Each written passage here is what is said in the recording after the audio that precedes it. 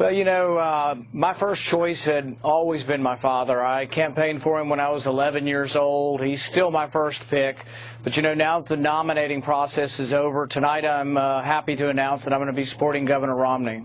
Alex Jones here with a message to Ron Paul, as well as his son, Senator Rand Paul.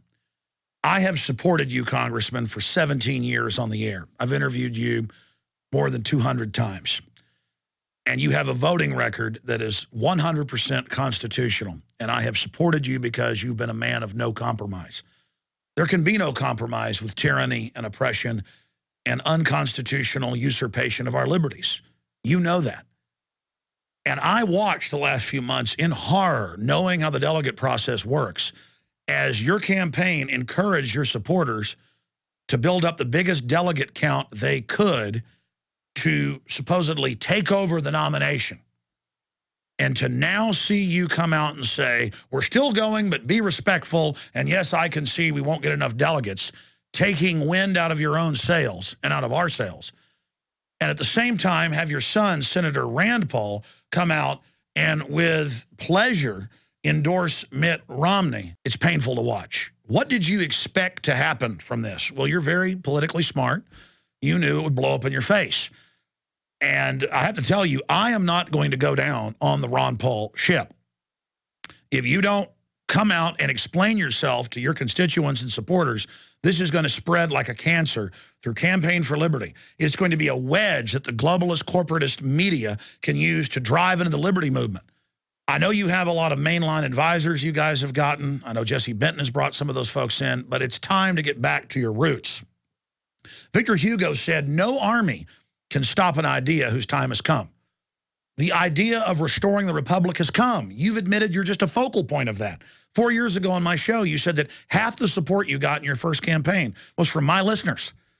Well, my listeners are almost tearing my doors down in anger right now, and they're very, very sad because they believed in you.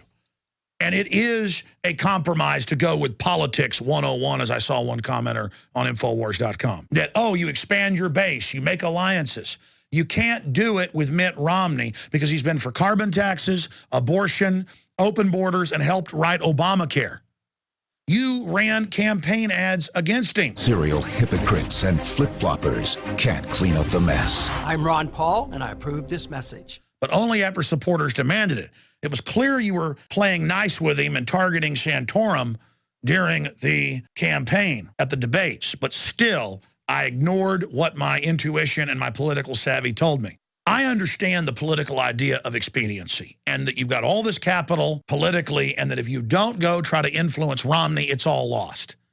That's the thing. You're not going to be able to influence Romney. And 6 months down the road, if he unseats the tyrant Obama, he will continue doing what the very same globalist special interests want. And now your wagon and Rand's wagon is hooked to him. But I met with him recently. I had about a 30-minute meeting with him. One of the big issues is auditing the Fed. We think there needs to be more transparency to the Fed, and this is something that Governor Romney was supportive of. I'm not going to spend my time going after Ben Bernanke. I'm not going to take my effort and focus on the Federal Reserve. It's important to have the Fed as an independent agency. I do not think you want to have the Congress of the United States trying to pull strings. Your supporters are intelligent. They're sophisticated compared to mainline Republicans and Democrats. And they understand that. So they're decoupling from you right now. Ron Paul, all the capital you created that you tried to gamble on getting your son onto the VP ticket or yourself into the cabinet is blowing up in your face. You need to get ahead of this now. You don't have long. And come out and speak directly to your constituents, not in an email, but in a press conference for the world to see. Or your 30-plus years of fighting tyranny is going to be seriously damaged. We appreciate the work you've done, your great voting record, being anti-war, being anti-Federal Reserve, anti-globalist, standing up for national sovereignty, standing up against corporate welfare. We know you're a good man. We know Rand's a good man. But you guys have gotten so close to the Beltway, and you've had such success, you've been catapulted from being a man in the wilderness, Dr. No, to the forefront. You really won Iowa and Maine. You were winning, and the system cheated you so they could put Mitt Romney in, and now you're telling the delegates, go to Tampa and be respectful and concede to Romney. There's a major contradiction there. I had listeners hammering me to get behind this delegate operation. And I said, look, maybe Ron Paul knows something I don't, but he's not going to be able to use these delegates because even if he got close to a majority, they're going to point out that Romney won the majority of the states, and it's going to be spun as stealing an election.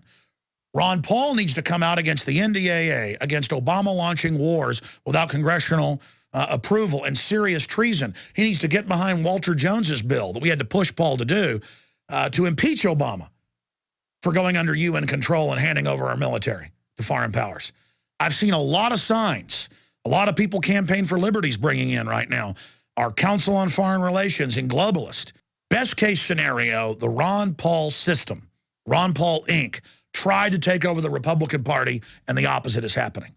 Worst case scenario, they've been listening to some Benedict Arnolds inside and have absolutely fallen into a trap. I'm ashamed that I didn't listen to the voices warning me in the last 6 months and pointing out this trail of many betrayals that we've been witnessing leading up to this larger betrayal. Ron Paul, you know that tens of millions of Americans have broken their backs out there knocking on doors and making phone calls and donating and giving money and fighting on the internet for you because you were no compromise. And now to engage in old-fashioned political merger with Romney and all the things he's done, even if you have a good reason for it, it's not going to sell with your constituents. And to watch you mortally wounding the movement that you helped build is very, very sad. But again, liberty moves forward. People are waking up. It's just that I wanted Campaign for Liberty and your dynasty that you helped create politically to move forward and be even stronger in the future. That's why I encouraged Rand when nobody was supporting him to run for the Senate.